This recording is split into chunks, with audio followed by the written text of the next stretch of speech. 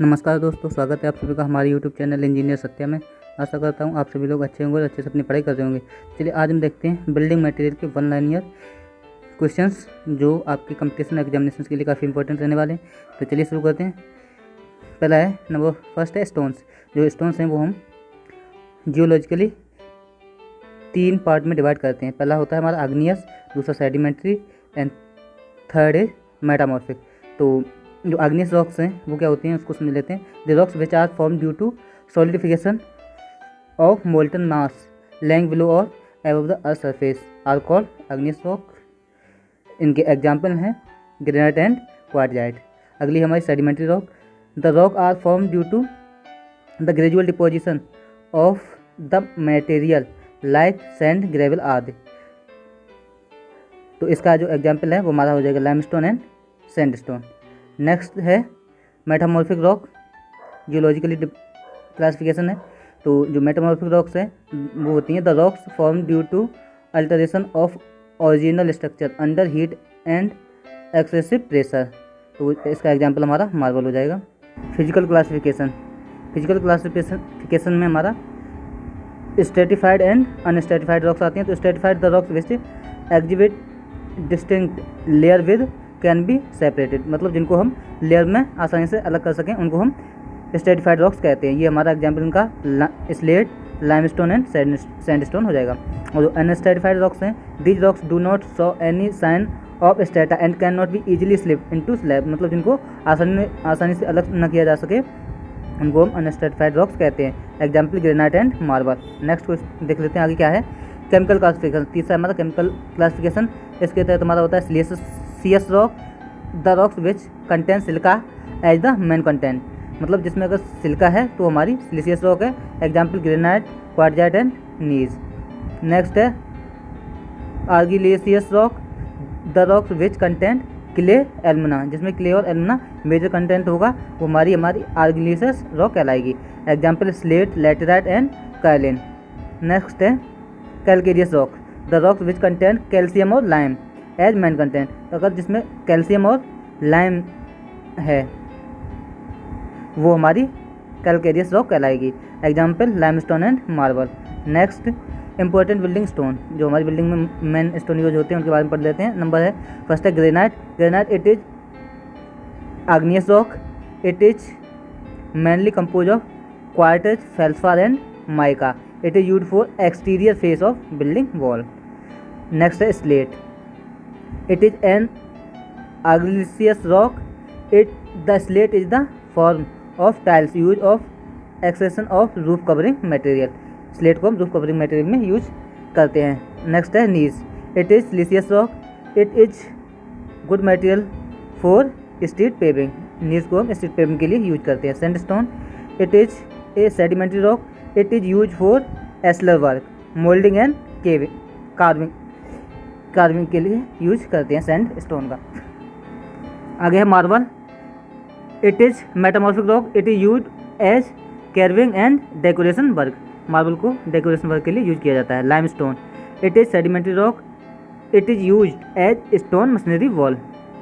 Next है murrum. It is decompose laterite. जो मूरम है वो डिकम्पोज लैटेराइट है। It is use in surface facing and garden walls. Quartzite. It is use as road material और railway ballast. Next है brick.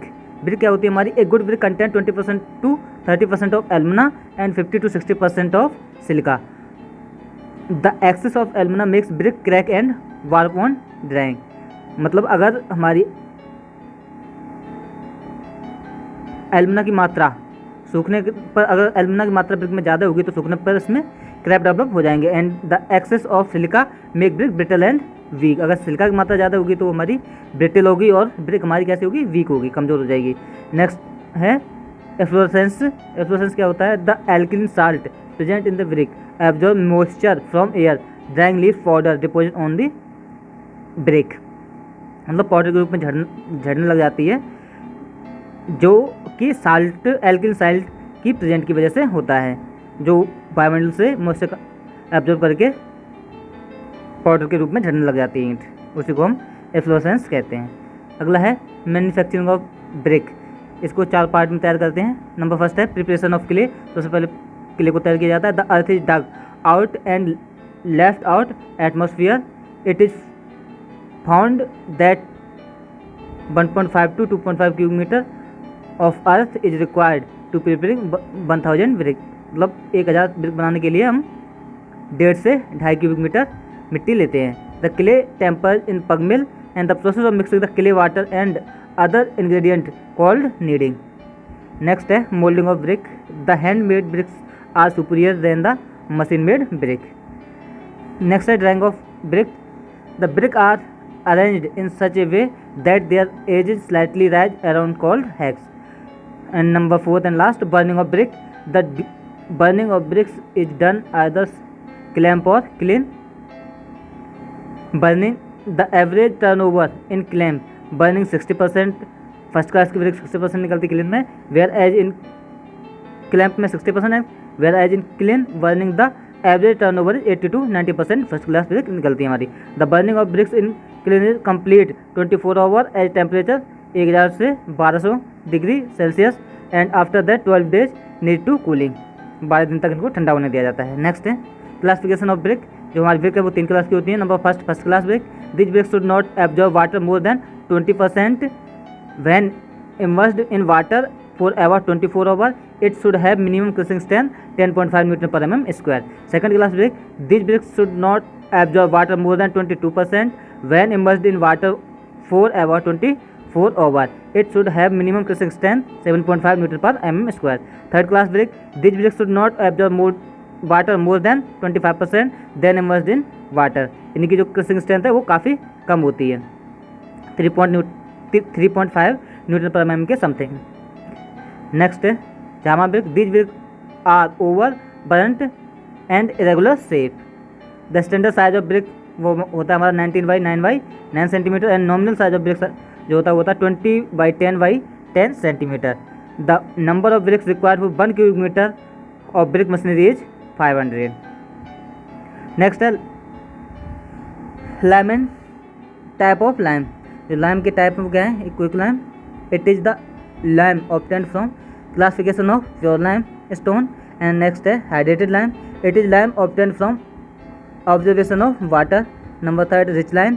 It is lime has calcium oxide. Number 4 poor lime. It is the lime which contain 30% of clay. Next cement. The manufacture of cement consist of grinding the raw material such as arenaceous and calcareous rocks.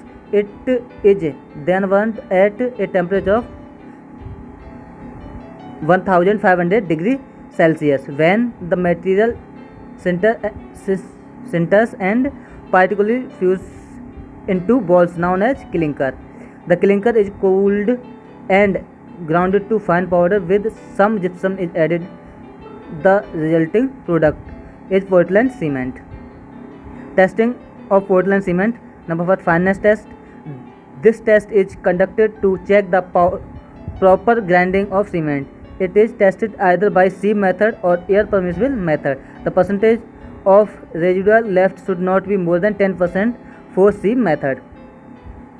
The surface area is not less than 2250 kg per centimeter square for air permeability method. Consistency method. This test is conducted to determine the percentage of water required to prepare the cement paste. The initial setting time not less than 30 minutes for OPC cement and the final setting time are not more than 10 hours for OPC cement. The normal consistency varies from 25 to 35%. Soundness test. The test is conducted to perform the uncombined lime, magnesia and sulfur. It is tested with the help of Leach-Atelier apparatus. The expansion not more than 10 mm or for Portland cement. Tensile strength test. The average tensile strength is 2 Newton per mm square and 2.5 Newton per mm square for 3 and 7 days respectively. Compressive strength test. The average compressive test is 11.5 Newton per mm square and 17.5 Newton per mm square for 3 and 7 days respectively. The shrinkage of ordinary concrete is 0.3 to 0.6 mm. timber. Pith. It is the innermost central portion of the tree. Enversing. These are concentric circle around the pith. Heartwood. Inner enversing around the pith. Sapwood. It consists the ring between the heartwood and cambium layer. Modular age.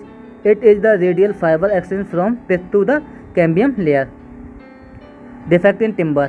Heart shake. It is caused due to shrinkage of heartwood. Star shake. It is caused due to heat of sun. Star shake. Cup shake. It is caused due to the wind. Foxiness. It is caused due to the over naturity and honeycombing caused during the seasoning of timber. And dry rot caused by fungus and wet rot. It is caused due to alternated weathering and drying of timber.